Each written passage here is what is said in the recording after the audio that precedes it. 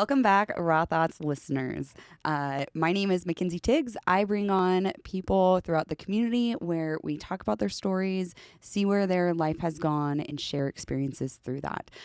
Today, I have Brad Young with Get Safe coming onto the podcast and talking about a few different topics.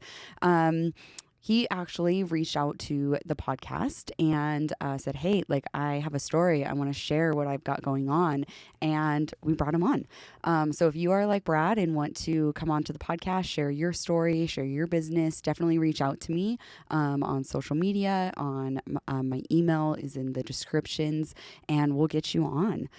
So today, Brad, welcome on. Hi, how's it going? Good. Yeah. So let's talk about all about Brad. Oh yeah, let's do that. It's my favorite thing to do. So where to start? I was born and raised in Oklahoma, town about the size of a nickel, like 300 to 400 people in it. Wow. And I left at 18, joined the military pre 9/11, and then basic training. The towers went down, and I spent the next 7 years in the Army, doing, Army stuff. Yeah. And it was a good. I had a enjoyable experience in the military. It's something that still connected. Like I just feel that stronger connection to my military background than I ever did my law enforcement background. But I got married, met a nice young lady when I was 19, and I've known her half my life at this point. We've been married for almost 19 years. Wow. 3 kids. And I was looking at my third enlistment, and she looked at me and she's like, "You need a real job." I said, "I've got a job." And she's like, "No, you need a real job." I was like what? She's like, "You should be a cop." I said, "No, I'm good on that. No, thank you." And I was like, "Nobody likes the cops." And she's like, "Well, nobody likes you either. It'll be a good fit." Wow. Okay. Blunt. So we, and it's a running joke in the house, but it was a good fit. So we moved to California, and I got hooked up with an agency out in Silicon Valley, and I spent the next 13 years doing police stuff in the California Bay Area. So I was a hostage negotiator, a canine handler, and a SRO for, I think, the biggest 3 things of my law enforcement career. Landed kind of in those spaces because those are the things that keep coming back up. Right. And then I lateraled to a new agency closer to home because the commute was a killer. And after about 18 months, I kind of just got burnt out and tired of law enforcement. Yeah. And which kind of put us where I'm at now is with Get Safe. And Get Safe, I actually took training from them when I was an active cop. And my background was kind of crisis intervention, suicide prevention. The city I worked for had a history of kids jumping in front of trains. And there was significant clusters throughout our careers, my partner and I, and it just kind of took a toll. And so I was like, how do we solve this problem? In 2017, I went to a train the trainer class, how to teach cops how to de-escalate, how to teach cops how to be crisis intervention officers. Because the 40-hour class is hard. It's not like hard, like labor intensive or mentally or physically. It's just long and kind of dry. And it's like, none of us are here to be clinicians. We're here to, drive fast and, solve problems, catch bad guys. And what happened out of that is I met the instructors. We got to be pretty good friends. And not 3 days later, I got a phone call from a coworker, and he's like, "Hey, I have a friend at Travis Air Force Base. They are having a significant issue with suicide attempts and suicide ideation within their ranks. And can you put on a crisis intervention class for them?" It's like, yeah, we can do that. And this was specifically for the first responders. Yeah, it was for the military police at this Air Force Base. And I forget the numbers because it's been a while, but they had marked reductions after these the personnel started going through this training and being able to recognize behavior, having the confidence to be able to have the tough conversations, to address the issues that they were seeing, and then pull somebody out of an emotional crisis and ground them to a spot where they're willing to be a part of the solution themselves, because that's really how you get to that next point. Is you got to have some advocacy in your own agency. So that from that, I called the people at Get Safe. It's like, you're not gonna believe what just happened. I got this like freelance thing. I did it for free because I'm stupid and I don't know how to make any money. And Because you have a big heart and you're caring. but you understand you're a nonprofit. Yeah. And they laughed and they said, yeah, well, let's bring it in. Let's see what else you got. And I became a full-time trainer. We developed an 8-hour crisis intervention de-escalation training. This is like at the height of all of the unrest across the country. And it got certified in California and then eventually nationwide. And we were teaching all over the place. Like, I think we're over 7,500 officers just in California alone that have gone through our training. COVID hit, changed the dynamic. I took a break from teaching, but I kind of stayed involved in the development side of things and started developing video training because we granted through UCLA. So UCLA had an extension where they were putting our training on. We'd have all these people come through this UCLA training. Wow. It was funny. I got to my new agency and the captain walks up. He's like, "Hey, Brad, I saw you on my computer today." And I said, "Well, that's either good or bad. Based on my training and experience, that could go either way." Right. And he goes, No, I took the UCLA class, and now we want you to develop in-house training for us." I said, "Great, let's do it." So then we put together a series of, basically how to talk to people. Now I can't. Go So I ahead. have a question. How were these agencies going through UCLA? Like, what did that look like? How did that come about, I guess, just to help the listeners and help me understand that part? Well, it comes at a price that most government agencies enjoy, which is free. And that's they advertised it. They said, we're offering this course. It would go out in emailers and flyers, and And it would go out to different agencies. They would just throughout. sign up and register, and they'd be in the class. Wow. And there's requirements. Like, Zoom is kind of a iCross piece. There were synchronous and asynchronous pieces, so you could, or otherwise, for people that I didn't know what that meant, self-paced and then instructor-led. Okay. And they would register and they go through the classwork. And because it's kind of like more videos, you keep your camera on, that way the instructor's engaged with you and they can say, "Hey, you need to answer this question. What was I just talking about?" Right. The interaction piece to it. Of it. And that was how all of that started to, how our numbers jumped. We were all over the state, but now we're have the potential to go all over the country. Right. And leaving law enforcement, I called my boss and I'm like, "Hey man, I'm done. I need something to do with my time." And he goes, "Okay, I need somebody to help bring us out of this market and into new markets outside of California." And I said, "Okay, let's look and see what we got."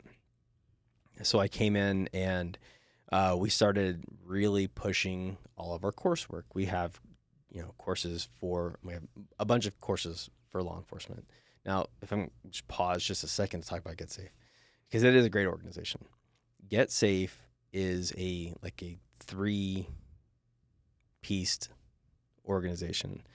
One piece is focused on training, empowering, equipping, and advocating for those with an intellectual developmental disability or another type of disability, to whether that is how to live a neurotypical lifestyle, or just they get wrapped up in the justice system and they need an advocate, or they have court-mandated trainings to help process information and how to handle different situations.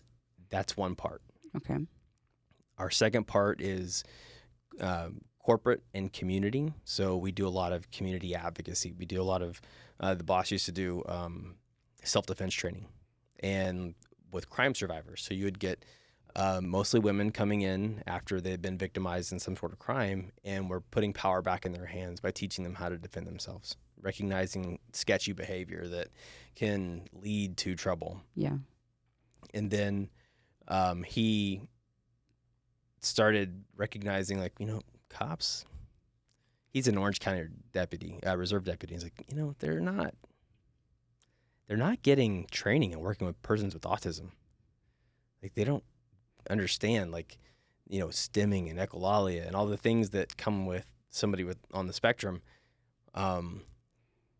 Let's develop that. And so he developed that and insert where we are today. So now we have a bunch of these different things. Like, they do FTO in California. All 3 different updates. They do a course for dispatchers, how to resolve crisis in the call center. They do, which just on dispatchers alone, my goodness, the men and women that work in a call center, the 911 calls that don't make it through to the board, Right. are just the things that they have to endure, and just the bad words and the harsh language And I will say sometimes the stupidity. I wasn't going to say that, but I'm I glad will. somebody did. I will. I've listened to enough. I Yeah. mean, my mom was a 911 dispatcher. I grew up listening to community calling in, and it's like, you don't know what you don't know, but sometimes, I'm sorry, but it's just plain stupid. 911, what's the address to your emergency? Oh my gosh. Where are you at? We can't get to you until we know where you are. Yeah. Where are you? You know what? I don't like your attitude. Yep. And hang up. Oh, well, Yeah. now what? But so we developed a course for them with dispatchers on our instructor pool, and they're the ones that teach it. So you have subject matter experts that are actually engaging and teaching these classes. And then we have the basics, the working with persons with disabilities. We have basic de-escalation for patrol. We have basic community policing, implicit bias, and racial profiling, the things that are more mandatory classes that are relevant to just better understanding how to problem solve in each individual community. And we have this program called Bridge the Divide, where we have rough communities. We bring them in the morning, and we have a conversation like, this is what crisis intervention training looks like 4 hours down and dirty, personal safety, how to have increased emotional intelligence, how to have hard conversations with coworkers, people on the street, whatever. And in the afternoon, we bring in the cops. And now we explain what it looks like to be the police, what to expect from the police, and then facilitate discussions with what are your expectations as the public, and what are the realities of meeting those expectations as that law enforcement entity tasked with serving that community. How did those go? Well, we did it twice last month in Mendocino County. Where's that at? It's north of San Francisco. Okay. So there's a town called Fort Bragg, and that one went great. It was real easy, nothing too complicated. Everybody's like, we love the police. And then we went to Ukiah, and you can Google it. I'm not going to get into their dirt and their drama, but they've had some. And the community's like, this is not going to go well for them. We're here to, like, Bash them. Yeah. And you know what? At the end of the day, I was impressed at the maturity and the responsibility on both sides that were taken in the conversation and facilitating that healing process to build legitimacy and trust between the two entities, which is what community-oriented policing is. Right. And so we do that with Bridge the Divide. So it's pretty stock and standard, but it, like, for instance, if they were to say, here in Boise, we want this to happen, we would do it, and it would just be more tailored to this community versus, Ukiah, California, where nobody's ever heard of. Right. Outside of...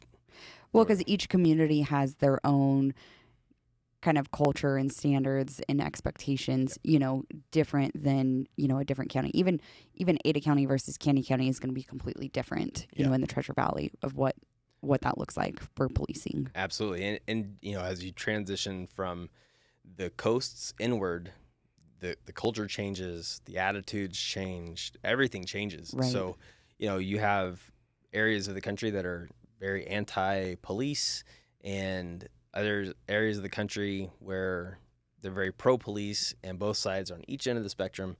And I think both are kind of have the potential to have some fallacy in that belief system. Right. there's there are mistakes that can be made. It's okay to make mistakes. Just acknowledge them and move on. Right. Versus just like, eh. But now that leads me to my favorite class because I helped develop it as a school resource officer in a community that was had a lot of suicide with our kids. A lot in general, but mostly the ones that with the kids are the ones that stick with you. My partner and I walked into this position, the SRO position, mid-year. So we got a 3.5-year term. The guys that were before us, one retired and one opted out. He's like, I'm done with this. The guy before him was Mr. Popular. He was high fives, super gregarious, just whatever you need, I'm your guy. Right. The variance in the two were like, now we don't know what we want. We don't know what we're going to get. So we came in with a different attitude. We did some reading. We did some, like fact finding, like what's a really good way to do these things? And if I could recommend a book, it's called The Like Switch by Dr. Jack Schaefer. And he talks about how to build rapport environmentally. And so we tried it. And, at first, you get on campus and they're like, why are you here? Why is there a gun on campus? Which is totally different than the vibe you kind of see here, right? Right. Now, is this the faculty? Is this the students themselves? Like kind of questioning the guns on campus? Who is that questioning it? All of the above. Okay. Including parents. Okay. And school board. And this isn't a new program. This is a program that's been around for years. Yeah. Well, was around. It's no longer around.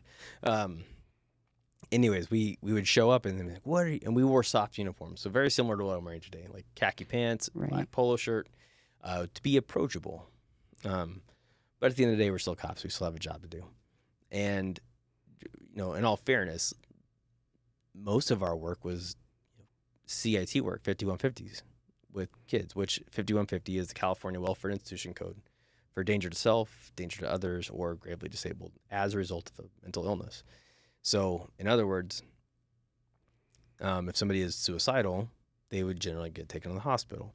But if somebody was, schizophrenic, not necessarily, unless they were doing something or there was something in their behavior as a result of that schizophrenia that was causing them to be a danger, would they go to the hospital? Is that? Yeah. So, we're in a school setting. Safety is paramount. It's the biggest thing.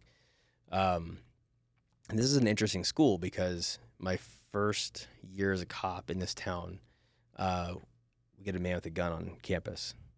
Some knucklehead brought his AK-47 airsoft gun home from or back to school after lunch, and was carrying it like he was driving to this Baghdad. And in the front seat of the car, got called in. School goes on lockdown. We, end up finding the car, breaking out the windows, seeing its BB gun or airsoft gun. Kind of diminishes everything. But at the end of the day, that's what we dealt with. Now, fast forward.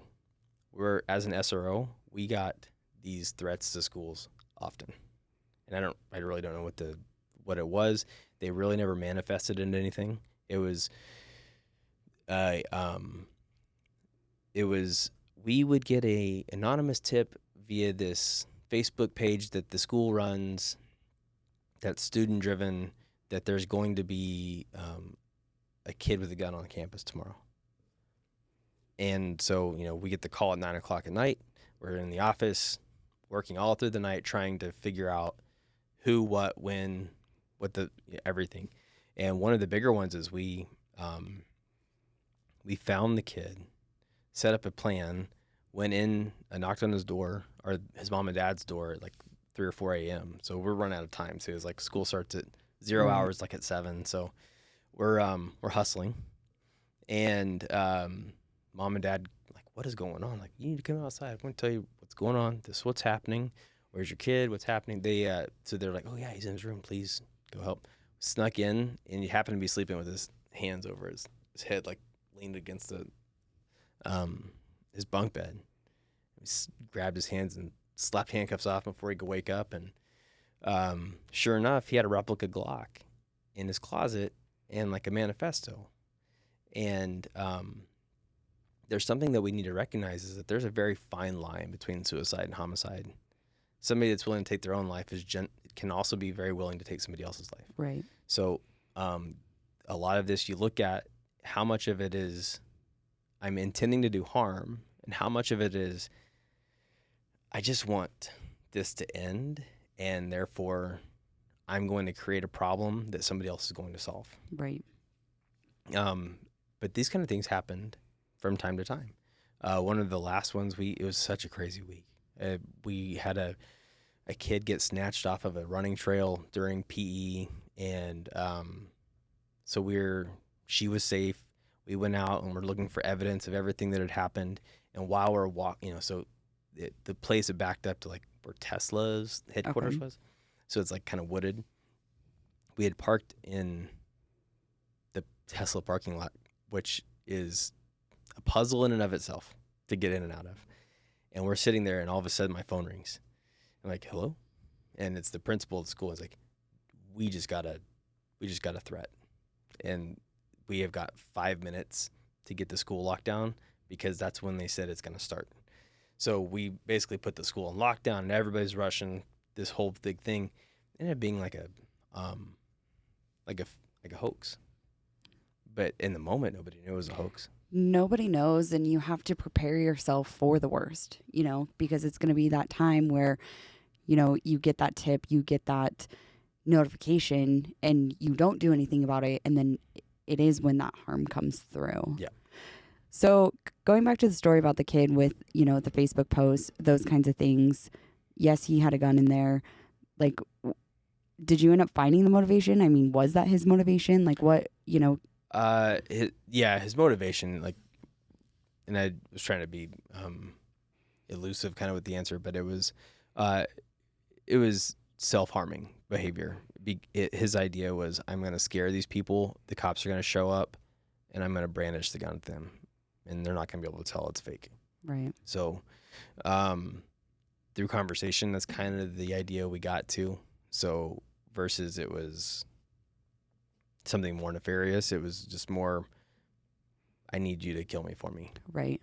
And that, I mean, you did talk about that, about, the fine line between homicide and suicidal, and how many people do, it's easier for them to say, oh, that person got killed by the police, but really the motivation was they didn't want to do it themselves, and they wanted to put, the power not in them, but in somebody else to take their lives, and that's more and more and more, not about the county that you're in, just nationally. Yeah.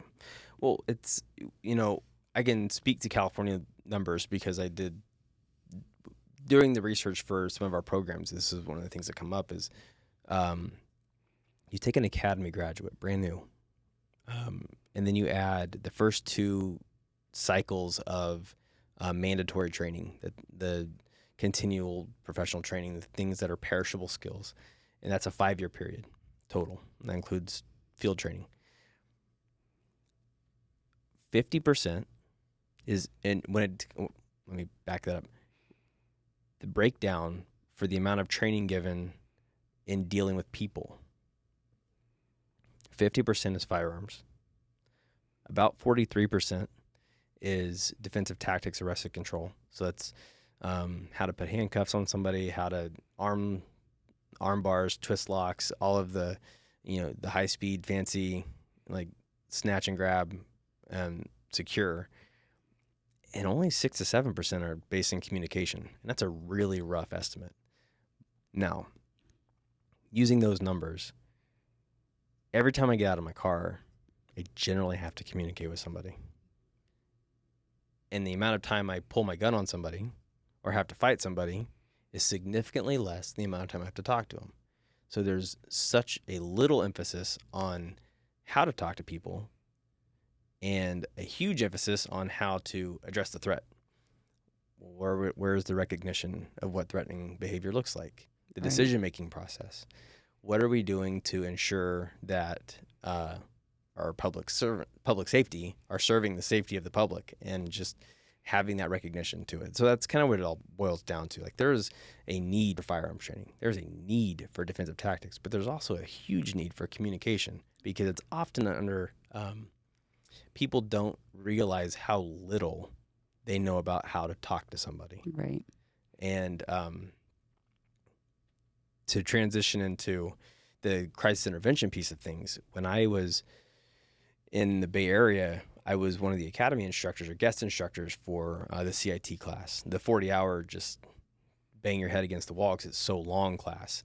And it's, you have all these brand new recruits and none of them have any life experience. And they don't like asking hard and tough questions. And, you know, hold up my finger guns and it's empty. There's nothing in it. As you can see, nobody's going to get hurt. Now, if I pointed at you and I tell you I'm here to help you, what are you going to believe? My words or my actions? Your actions, absolutely. Right? Now, I'd also ask them this. If somebody is suicidal, do they want to hurt themselves or do they want to kill themselves? And they're like, oh, you know, you get kind of a mixed bag on that. But the reality is, if somebody is suicidal, death is a solution to the problem, Right. not the problem. Right. So you have to get comfortable saying, do you want to kill yourself? And I've seen enough of the old veteran cops ask, do you want to hurt yourself? You're not asking the right questions. Right. You got to ask the right questions to get the right answers. And it's, I mean, especially with my history of being a paramedic as well, nobody wants to ask even, are you suicidal? Are you thinking about it? Do you have a plan? What is your plan? You know, digging deeper into those questions. And like you said, asking those hard questions, you know, and hurting yourself is so far different than wanting to kill yourself, you know, and there is a spectrum too of hurting yourself. Is it you just want to, you know, kind of take away your thoughts, and so you're going to cut yourself and that's going to deflect your, you know, kind of thoughts that you have going on? Is it that you want to hurt yourself so bad that you do die? Mm-hmm. You know, there is so many different things in that communication piece. You know, I taught our first responders a lot, like, you have to ask them, do you want to kill yourself? And it's, saying those words are very difficult and it's not fun, but it has to be done. That's why we get paid the big bucks. I wish. You got to ask the tough questions nobody wants to ask. Also, nobody wants to go into the bank that's being robbed. Nobody wants to do, you know, throw out the stop sticks on the high-speed car pursuit. There's a lot of inherent danger that boils down to calculated risk. Mm-hmm. There's really no risk in asking that. Hey, do you want to kill yourself? And if the answer is no, the answer is always going to be no. Mm-hmm. And if the answer is yes, well, now you have something else to work with. And that is like it. If you robbed a bank, I wouldn't ask you necessarily, do you know how fast you're going? That's the wrong question. Right. The right questions have everything to do with what's going on presently, not, do you know how fast you're going? That's silly, but it's easier to ask. Yeah. And it's a comfortability thing too. It's, you know, kind of like checking your boxes. You're like, oh, no, I said it. You know, I did my thing. You said check the box, not me. I was trying not to say that today. Because that's what law enforcement training is a lot of times, is check the box for liability. If I check the box and say we go through this, and this, look, we were trained. Did any training occur? Probably not. But it says you did. Yeah. You're accountable for it now. But did any training occur? What learning was taken away from this? Well, this is why I like GetSafe. It's because there is training. There are PowerPoint slides. It's kind of difficult to get through 4 hours without something visually stimulating to look at. But it's also interactive. It's discussion-based. I'm learning from you, you're learning from him, and he's learning from me. So at the end, you have this big group learning sessions being facilitated and directed by an instructor. Something that's unique about it is generally, because of our ties to the community and our comeuppance, is that we offer a community perspective as an instructor. So our director of training is actually a community member. So he will come in and say, well, this is what happened, or this concept. I'm going to let you know what I hear when we teach the community side of things. Because every time we teach to the cops are always like, well, who's telling the community this? Mm-hmm. Well, we are, because we're also doing the same thing with them. And so you have two sides of the same coin represented in each of these courses, which allows for a wider and broader perspective. Our motto is changing mindsets to change outcomes. So if you want to think of it in tactical terms, if I'm going to search a building and I have to look down a hallway, I take a step back and I can still use that wall for cover, but I can see more the further I get away from the wall backwards. And it's like I slice the pie and make myself see a little bit more with each slice. It's the same concept. I'm just changing my perspective to increase what is in front of me. And the more information we have, the safer we are. Right. And we get to go home at the end of the day. But hopefully, so does everybody else that's supposed to go home Right. at the end of the day. Yeah, absolutely. How do people, I mean, how are you getting this to the communities? Like, say Boise did want to put this on. Like, what does that look like reaching out to Get Safe? What does that look like getting the information to the cities, to the, you have to also get your police officers on board with this. Like, how are you integrating this? That is, so right now, what we're doing is a couple of different options. We have the digital landscape. We have the Instagram and the Facebook and the LinkedIn, and the website, which people can search and it comes up. We get put in different mailers depending on the training agency with our nationally certified courses, which is one of the ones that I was telling you about is our youth in crisis course. Because of our experiences in SRO, because we've dealt with the emotional side of kids. Like, kids are try to be tender with this, but they're emotionally incompetent yet feelings driven.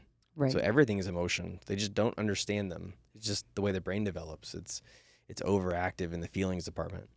So our youth course is nationally certified, and it's actually the one that I'm pushing because that's the one I helped develop. That's my favorite class. So we talk about recognizing behaviors and how to have conversations and how to pull information and how to build rapport and trust, and because it's relationships that solve problems. Every one of these mass violence assailants at a school, or really anywhere, but we'll talk about schools, at some point leaked intent. Somebody knew. Mm-hmm. No one's ever really surprised by who it is. So by building relationships with the kids in the school, they're the ones that are going to tell, this is what's going on, and we should know about that. So to answer your question, how are we doing that? It's mostly digital marketing at this point. And then we are also doing things like this, coming on a show like yours to talk about it, because we have partnered with a company in Florida, Coal Engineering. And Coal Engineering, most people probably haven't heard of it because they do a lot of government virtual training. So they have a computer platform that looks a lot like Fortnite, where they drop the participants into the virtual environment with their roles that they get paid to do on a daily basis. So if I'm a cop, I'm a cop. If I'm a fireman, I'm a fireman. If I'm a dispatcher, I'm dispatching. If I'm a teacher, I'm a teacher. And if I'm a paramedic, I got to go do paramedic stuff. And they present them a scenario that's happening at a school. And this company is incredible. This first responder sandbox, what they call it, this platform is awesome, because you can design your own scenarios. So like, well, we have this, but we want to do a custody gone wrong, or we want to do a stranger danger at the school. Like, how do we solve these problems from these different perspectives? Well, we partnered with them. So we are putting our 4 hours of our advanced crisis intervention, youth in crisis, on the front end of the training day to prevent. It's the prevention model. And we go to lunch, and then we come back, and they offer their sandbox, and they administer the scenarios with all of the participants. So we want schools, we want firemen, we want EMS, we want police and dispatch in the room so that they all get to use this multidisciplined, unified command structure and dealing with these problems. And here's the thing, it's cost effective because the sandbox platform is free. It's cost effective because it doesn't traumatize any kids going through these things. It doesn't traumatize any teachers going through these things. You can make mistakes because it's virtual and it doesn't really hurt anything. Right. You get to learn and practice all of these. And you're like, Smith, why did you do that? He's like, oh, I didn't. Okay. Click, click, click, click. You back up. You watch the bird's eye view, which is a live after action review. And you can go through and see, well, there you are, Smith. You're doing the thing that we told you not to do. How come you did that? I wasn't thinking. Or my finger slipped. Well, now you need to own your mistake and move forward.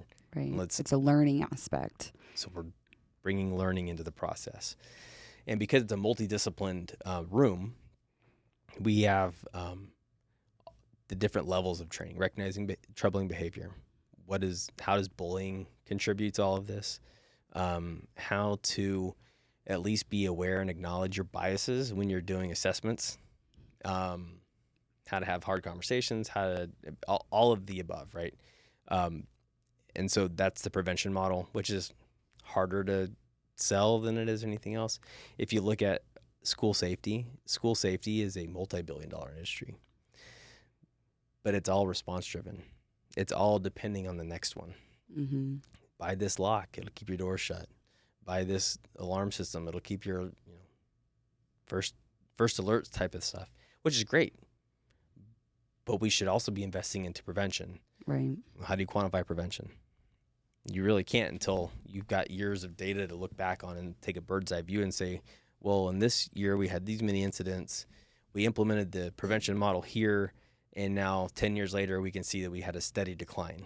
Right. Which is what the Coast Guard did with life jackets. They said, well, look at all these deaths that could have been prevented. Implementation of life jackets, and now we just have a steady decrease of drowning deaths every year because they have a preventative model. Right. GetSafe is the life jacket. The first responder sandbox is the person jumping in to help you swim. So that's the product. What we're trying to do is we're offering it free here in Treasure Valley because we want it here. We want to start here. It gets us out of California, gets closer to home, and brings Florida to the middle, brings the West Coast kind of to the mountains, and then we're just looking for an agency, school, firemen, firewomen, not sure what the right term is, to participate. So it doesn't even have to be from the same agency. We'll take 2 to 3 from each discipline and say, hey, come in, get a free day's worth of training. Does this training go to, can they get any of their hours towards their actual, because it is certified, they could actually use this? So for the law enforcement, the answer is yes. This is a certified course through IADList, which is here actually in Treasure Valley too. It's headquartered in Eagle, and they are a certifying agency that takes the content, they vet it through a third party as best practices, and then give it their stamp of approval. Because it's a certified through them, law enforcement agencies here get credit for it for their continuing education. Yeah. I don't know how firemen and EMS work because that's, it could. There's different hours for each of those for your certification that you can use for continuing ed, and I would assume probably if it's for law enforcement, you could probably easily get it for fire and EMS for their. It seems to be looser standards, and as far as the certification stuff, we went to Utah and trained a bunch of dispatchers, and it wasn't certified nationally, but because Utah recognized somebody else's post certification, they gave all of the dispatchers credit for the training that they took. Okay. So when you bring all these people together, okay, so give an example of maybe where you have people from EMS, you have people from, fire, you have the kids. They come in, like, what would that day really look like? Like this sandbox, you talk about this platform, they would be doing their roles, but like how are they communicating on this platform? How are they talking? How are they running these scenarios all together? It's a good question. I'm gonna do my best to answer it as best I can Okay. because I'm not associated with Edge or coal engineering outside of this thing. But from what I've seen is you open up a computer, they say this goes forward, backwards. This is the function key. This is how you operate your stuff, and this is how you play a video game. Okay. And then they give you a headset with a microphone, and it's got stereo in it. So, because I know, like, with at least in my experiences, a lot of times firefighters have different radios going off depending on the size of the organization and what sectors they're working or what's going on. So you can put you'll hear something in this year and something in this year, and then you'll have you're communicating like, oh, well, what did you see? Like, there's a great video that you can go online to YouTube and type in Edge FRS and see all of the stuff that they do. But they have you walk in. I'm Officer Young. I was dispatched here, and you're talking to the school official. Like, well, what did you see? And the teacher is talking through their headset on their screen. I was walking down the hallway, and I heard gunshots. And can you tell me how to get there? And they tell the officer how to get there. I'm going to wait on my cover unit. The cover unit shows up, and you go down together, and then you open. Like, you have to solve the problem, like, and it's not like a math problem. It's like a legitimate problem. You have to open the door. You have to, like, search and scan and do these things. You have force options: handcuffs, pepper spray, taser, firearm. And then if somebody's hurt, the cops, the fire, and the EMS have the option to triage and provide first aid. So if there's multiple injuries, you have to triage and see which one's the most significant and fix that one first. And so everybody's communicating on their whatever channel they're plugged into. Dispatchers dispatching, they're taking the information. Units be advised, this is what we're dealing with at this place. And Who is this? I guess, and maybe you don't know this answer, but how is it not going to everybody's headsets? Like, is it like EMS only hears their dispatch, on that one head or the one side that you were talking about? So think of it in terms of like a call center. Your dispatchers have access to multiple channels. There's like, so I was thinking back to like when I was in the Bay Area, we had multiple dispatchers at the same time, right? And one would work police primary, one would work secondary police, one would work fire and paramedics, and one would work like utilities. So if you have two dispatchers, they're dealing with similar problems and dispatching just like they would in a call center. What I'm saying though, and maybe I didn't explain this right, but like, how is that like the students don't hear on their headphones what dispatch is saying to fire and EMS Gotcha. in there? Like, so as of right now, we're not including students in the training, but they have to be plugged into the radio channel. So like the teachers, for example, instead of students, they're not hearing any of that because they don't have a radio. They're not equipped with one. Right. They might have a school radio. So they're talking to the officer, the SRO that also has a school radio, but it's not an encrypted broadband like police, fire channel. So like you only get what you have in real life. Right. I guess maybe I'm not explaining it right, but like if you're all in the same room. Oh, because you have your headphones on. Yeah, because you have your headphones on. Like, how is the teacher not hearing, when the dispatcher is trying to tell fire and EMS what needs to be happening, that it doesn't come through their headset, like in this scenario, in this platform, not in real life. Yeah. So in the scenario, everybody has plugged into whatever channel they're listening to. Okay, so it is still a channel system. It is still a channel system. Now, there is probably some bleed over because we're sitting next to each other and you hear me say these things. But if there's anything you take away is, even though it's a video game, people still get pulled in. Oh, yeah. And so they're not paying attention. They're focused on what's in front of them. Think about the last time you played Mario Kart and like you cut the guy off and just, got first. Right. You're emotionally involved.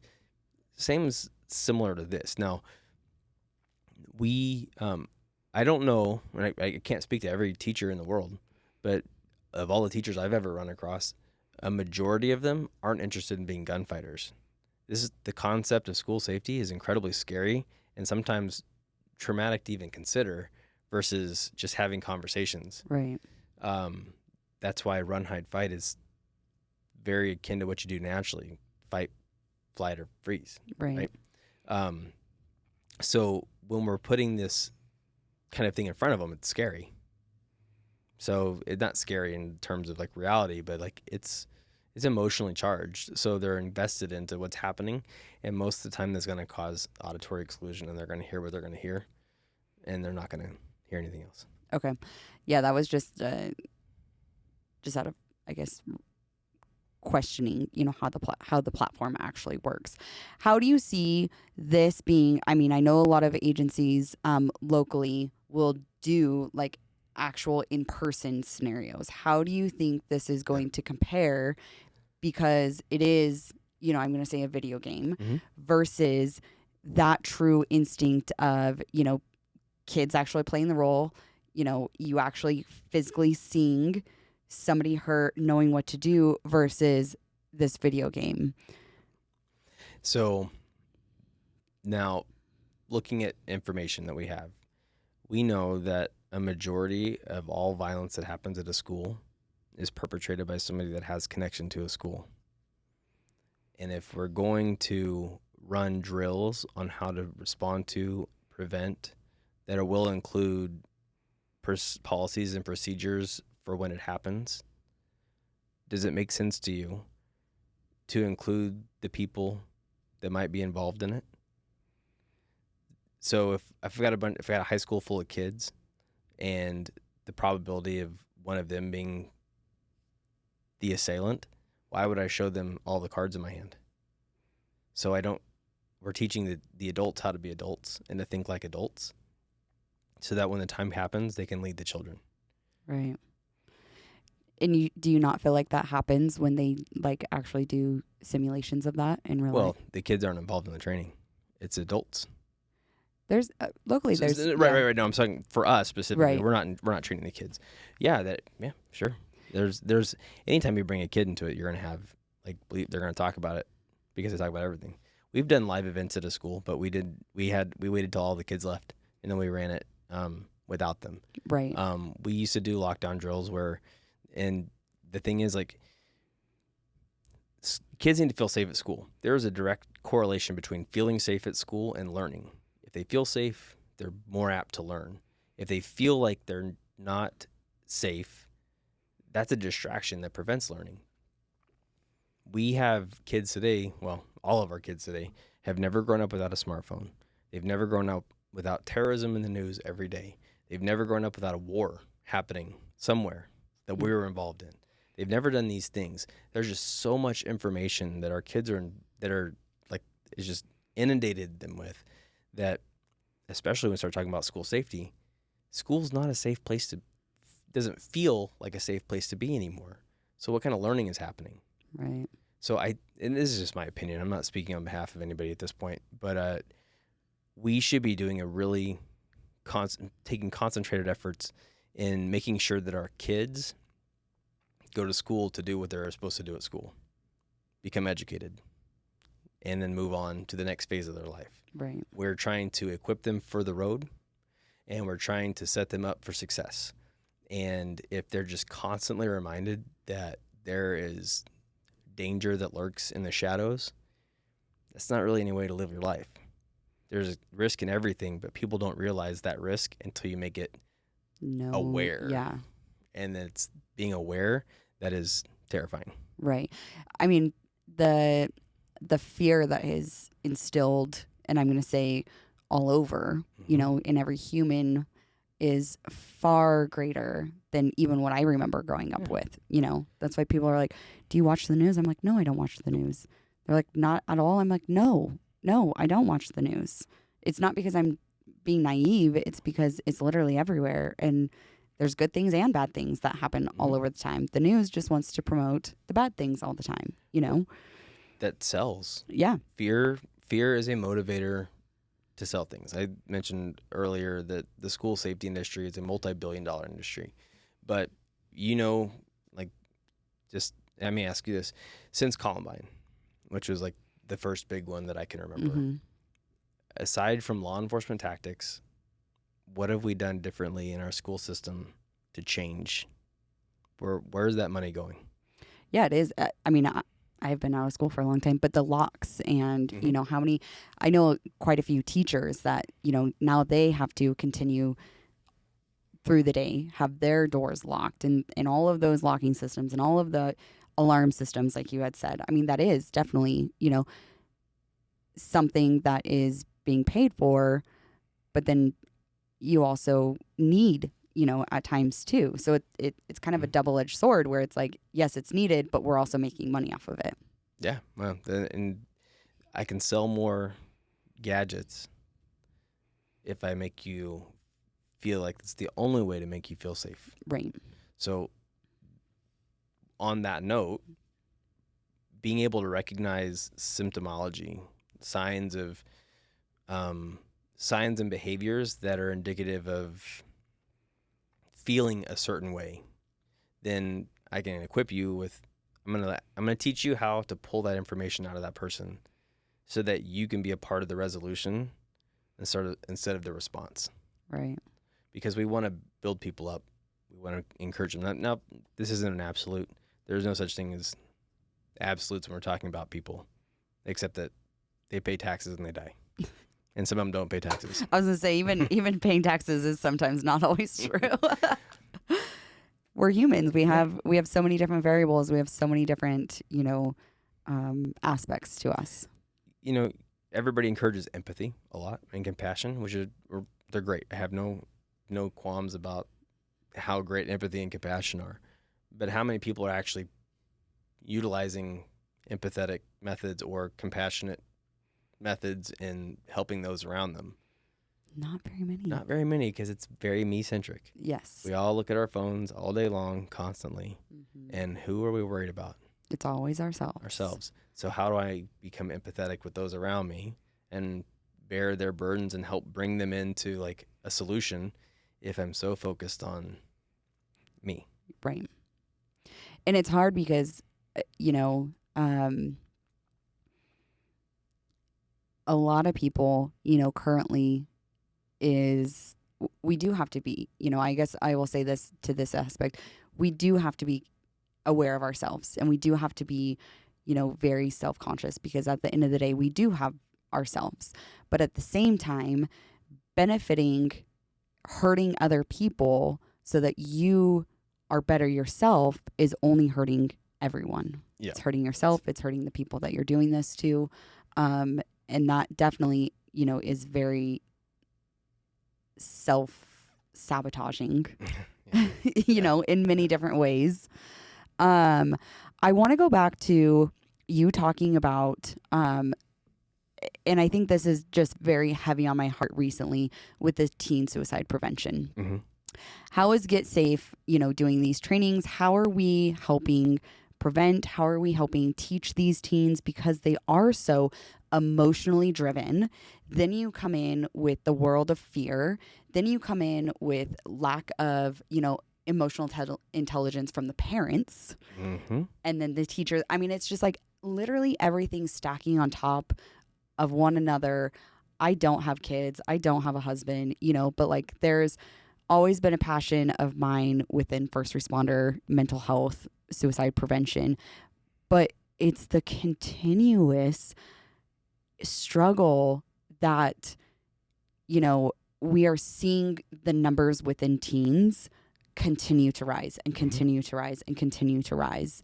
And you talk about the life jacket, right? Helping prevent, helping save those lives and have a decrease. How do we pull that into our teens and teaching them and teaching the people that are in their world how to see signs, how to understand that? So we, it's not, out yet, but we do have a packet within the same realm for parents and community groups so that we have, because, and I hate to say it, but I feel like our generation is doing a really mediocre job in like addressing the needs of those coming up below us. Um, and I only say that just from what I've seen, right? Right. So there's a lot of, a good spanking would fix that problem. Yeah, sometimes. Or you could actually get to the heart of the problem and figure out what the issue is. And trauma begets trauma. If I'm carrying baggage, I'm going to carry that in, and my kid's going to take my baggage, and they're going to take their own baggage, and yada yada yada. So what I encourage is for parents is to be able to recognize what baseline behavior is in your kid. How does your kid normally act? Now, there will be fluctuation as they, go through puberty and they develop and they become young adults. They with, the moody, broody attitude of Right. teenage kids. But they have a baseline, and you should know better than anybody else what their baseline is because they live with you. Right. Or they're yours. When there's a deviation from that baseline, you should be asking what's going on. You should start looking, and there's all sorts of books out there, but recognizing the major emotions. I think there's 7 universal emotions: joy, fear, sadness. I'm failing the other 3. Yeah. But being able to see what those look like, the nonverbals, and say, hey, you look kind of sad. You seem kind of sad. Are you okay? Or they might respond back with, I'm not sad, or I'm not mad. Okay, that's fair, but this is what I'm seeing, and articulate the objective signs and symptoms. You're looking down, you're breathing kind of slow and heavy, your eyes are a little bit droopy, you kind of have this downward frown look on your face. You have these different things that I'm just saying are objective that I see in all the people that are sad. That's why I asked. Right. How are you? And then they may not even realize it, but by helping guide them into recognizing what those feelings are, you open the door to possibilities to explore what that emotion is and why they feel it. So for parents and teens, like, kids are kids, and they've always been kids. All kids are generally, like, the thing that changes is the adults and how they view the kids, right? And technology and the world around them, but people develop the same. They've developed the same. Right. And so we have to be better at recognizing things and pulling it out of them. Right. So, and as a parent, it's really hard sometimes. When my kid's in crisis, I got to remember it's not mine, it's theirs. And that way I can stay grounded and help guide them through it versus reacting to it. what they're, describing and telling you, and maybe sometimes not telling you at the same time. Mm-hmm. Yeah. Yeah, it's definitely, one of those things that's, like I said, definitely heavy on the heart with doing, the teen suicide prevention at Columbia High School. I mean, even just through, social media, how many parents, how many, just community members reached out. So there is a need. You talk about you seeing a need, you seeing, something that you need to be more preventative on, and that's just something that I continue to see developing over time. I used a 2-prong approach when assessing, and it was pressure and isolation. So you can have either or, but when you have both, you've got problems. And isolation could be actual or perceived.